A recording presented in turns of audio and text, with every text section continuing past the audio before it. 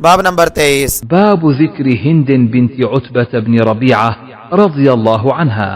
ہند بنت عتبہ بن ربیعہ رضی اللہ عنہ کا ذکر. حدیث نمبر 3825. وقال عبدان أخبرنا عبد الله أخبرنا يونس عن الزهري حدثني عروة أن عائشة رضي الله عنها قالت جاءت هند بنت عتبة قالت يا رسول الله ما كان على ظهر الأرض من أهل خباء أحب إلي أن يذلوا من أهل خبائك ثم ما أصبح اليوم على ظهر الأرض أهل خباء أحب إلي أن يعزوا من أهل خبائك.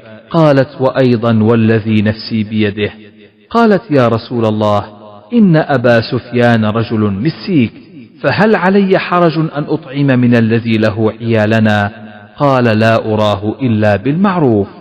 عائشہ رضی اللہ عنہا سے روایت ہے، انہوں نے کہا ہند بنت عتبہ رضی اللہ عنہا آئی اور اس نے کہا یا رسول اللہ، روئے زمین پر کسی خیمے والوں کا ذلیل ہونا مجھے آپ کے خیمے والوں کے ذلیل ہونے سے زیادہ پسند نہیں تھا، پھر آج یہ حال ہو گیا ہے کہ روئے زمین پر کسی خیمے والوں کا باعزت ہونا مجھے آپ کے خیمے والوں کے باعزت ہونے سے زیادہ پسند نہیں۔ آپ نے فرمایا قسم اس کی جس کے ہاتھ میں میری جان ہے، یعنی یہ محبت تمہارے دل میں اور بھی یعنی بڑھے گی۔ اس نے کہا یا رسول اللہ، ابو سفیان بہت بخیل آدمی ہے، تو مجھ پر کوئی گناہ ہے اگر میں اس کے مال میں سے اپنے بچوں کو بھی کھلاؤں؟ راوی نے کہا میرا خیال ہے کہ آپ نے فرمایا مگر معروف طریقے سے خرچ کرو۔ فوائد نمبر 1، ہند بنت عتبہ بن ربیعہ بن عبد شمس یہ ابو سفیان کی بیوی اور معاویہ رضی اللہ عنہ کی والدہ ہیں۔ ان کا باپ عتبہ بدر میں قتل ہوا، جیسا کہ مغازی حدیث نمبر 3960 میں آئے گا، اور وہ اپنے خاوند ابو سفیان کے ساتھ احد میں شریک ہوئیں، اور نبی صلی اللہ علیہ وسلم کے چچا حمزہ رضی اللہ عنہ کے قتل پر لوگوں کو ابھارتی رہیں، کیونکہ انہوں نے ان کے چچا شیبہ کو قتل کیا تھا اور ان کے والد عتبہ کے قتل میں بھی شریک تھے۔ چنانچہ حمزہ رضی اللہ تعالی عنہ کو وحشی بن حرب نے قتل کر دیا، جیسا کہ حدیث وحشی حدیث نمبر 4072 میں آئے گا۔ پھر ہند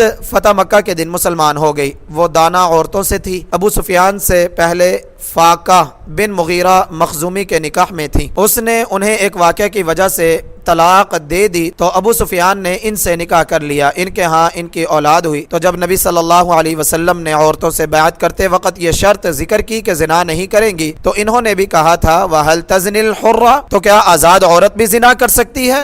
فتح الباری محقق نے لکھا ہے اسے ابو یعلا حدیث نمبر 4754 نے، اور ابو نعیم نے معرفت الصحابہ حدیث نمبر 7868 میں روایت کیا ہے، اور اس کی سند ضعیف ہے۔ حافظ رحمہ اللہ نے تلخیص جلد نمبر 4 صفحہ نمبر 151 152 میں اس کی تمام سندوں کو ضعیف کہا ہے۔ ہند رضی اللہ عنہ حضرت عمر رضی اللہ تعالیٰ عنہ کی خلافت میں فوت ہوئی۔ نمبر 2، خباب، اس کا معنی خیمہ ہے، اونٹ کی پشم کا بنا ہوا یا بھیڑوں کی اون کا، پھر گھر کے معنی میں استعمال ہونے لگا، جیسا بھی ہو۔ فتح الباری۔ نمبر 3، وَأَيْضًا وَالَّذِي نَفْسِي بِيَدِهِ، اس کے دو مطلب ہو سکتے ہیں، ایک یہ کہ اگر اب تمہاری عداوت محبت میں بدل گئی ہے تو میرا بھی تمہارے بارے میں یہی معاملہ ہے، دوسرا یہ کہ جیسے جیسے تم ایمان میں آگے بڑھو گی تمہاری یہ محبت اور بھی بڑھتی جائے گی۔ فتح الباری۔ نمبر 4، ابو سفیان بہت بخیل آدمی ہے، اس کی شرح حدیث نمبر 2211 میں گزر چکی ہے۔ نمبر 5،